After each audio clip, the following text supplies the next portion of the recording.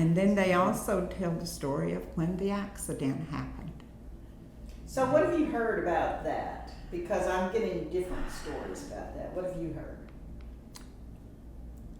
And as I spoke with Glenn McLean about it, Glenn, told us that it was just a freak accident, that the two boys were up at the Agri building here in town.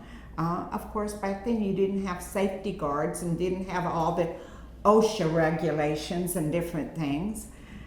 And apparently he must have slipped somehow, and a part of his body hit the ignition and kicked it on.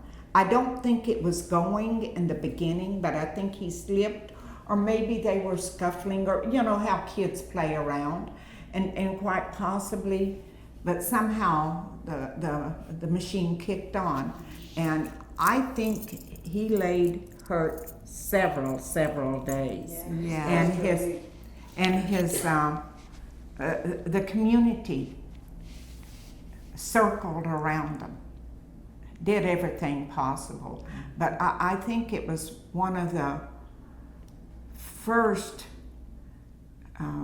disasters for a young person in the area.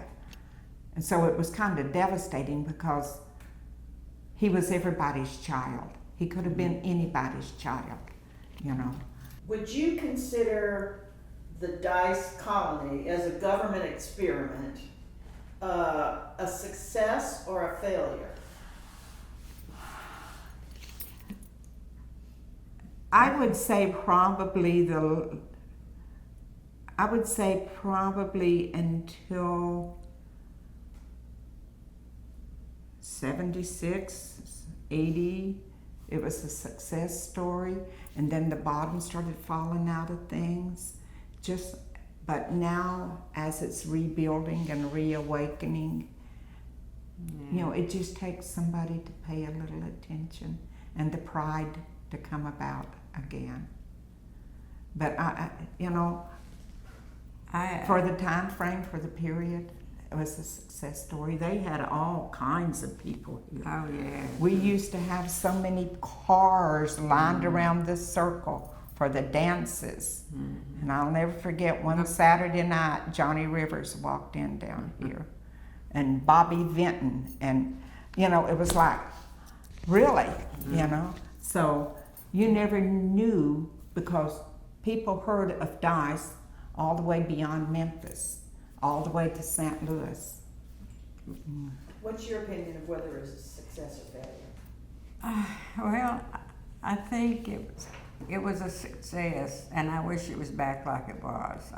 It needs to be Reawakened. It needs to.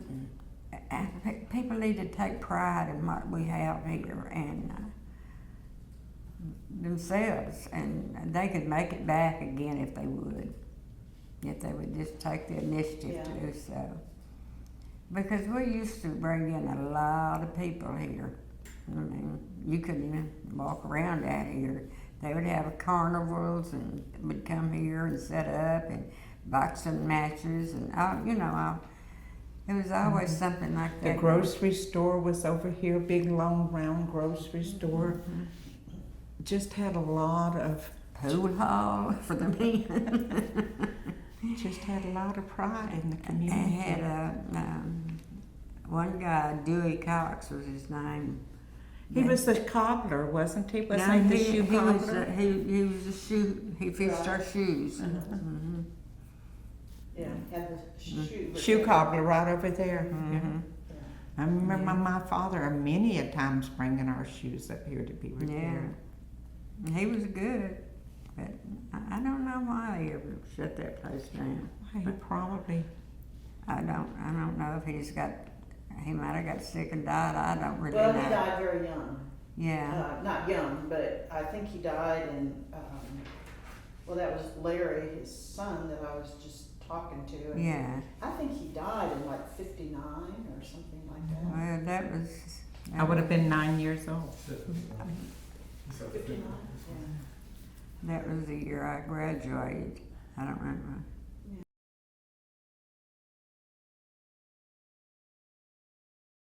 before we close, do you all have any other memories, experiences that you think should be shared on video about your family, your parents, or, you know, any stories your parents told you about dice, or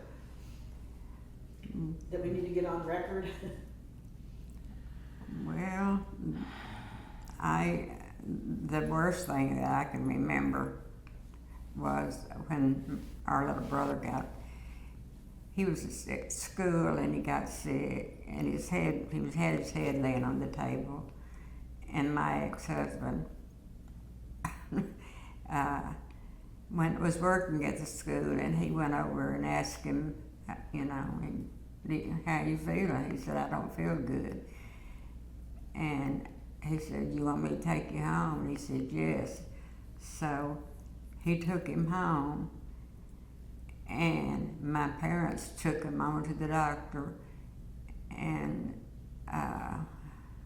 he died within 3 hours. He died in my daddy's I arms. was in the 11th grade, and they tell me that I got up and walked out of the classroom. My teacher says she watched me. I walked down to his class, which was at the other end of the school. I looked through the door. I could see him with his head laying over his desk. And I went and got my brother-in-law, and I said, you need to take Wayne home. And within 3 hours' time, he was dead of a heart attack. And he was only... A heart attack? Yes, ma'am, 4 days shy of 13. Wow. And so that was another one of the, and they let school out. Mm-hmm. Wow. They let school out to honor our brother, you know. So those things are some of the hard memories. Uh-huh. I guess it was because there was no, you know, really what you call good doctors back in them days. They took him to a Dr. Oates over in Lepanto, and he diagnosed him with leakage of the heart. Well, I thought they took him over to Kaiser where Aunt Ruth worked. Wasn't so? Mm-hmm. Yeah. Well, I mean, the idea of it being such a close-knit community really comes out. Yeah, and everybody. This community comes together and helps everybody. Whether you're new in the community and you're at a loss in your family, this community just swoons in and circles you. Mm-hmm. Whether you've been in the community 30 years, same thing. It's just that, you know, warmth, and they will, you know, circle, as I say, circle your wagons, you know. But yeah, this community would always come together and But all in all, we I remember think when the we school should- burned. Remember when the school Oh, burned in Lord, yes, '63? I lived right across the road from the school. Oh, really? Mhm. You lived across the road? I did. You did? Mhm.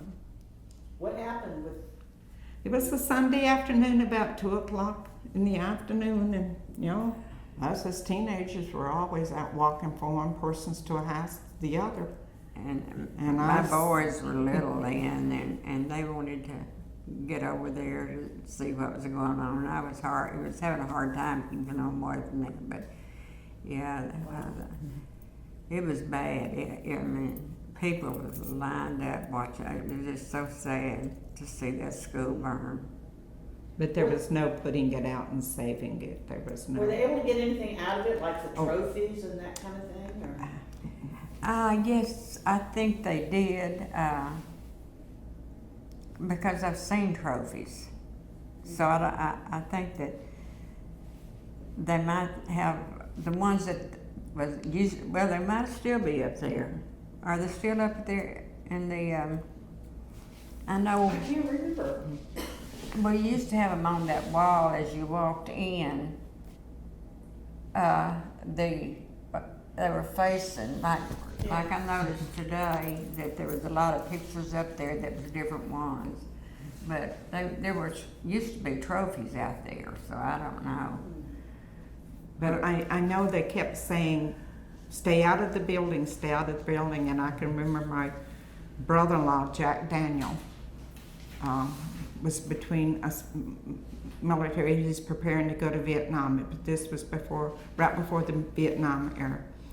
And he would come out with just huge, because they were here on leave, and he would come out with big, huge armloads of books, and he would put them down, and he would go back in, and and I remember Lynn Cox was trying to keep him out, but yet he was trying to save the kids' school books, and he would bring them out by armloads. Yeah. Of course, he didn't realize that those were the books that were being put up in the cabinets from years past, but it didn't matter. There were going to be some books for these kids to study from if we lost the best ones, Right, He was going to make sure, Yeah. those books were there. But yeah, I can still see Jack walking out with those big armloads of books. And he wasn't stopping.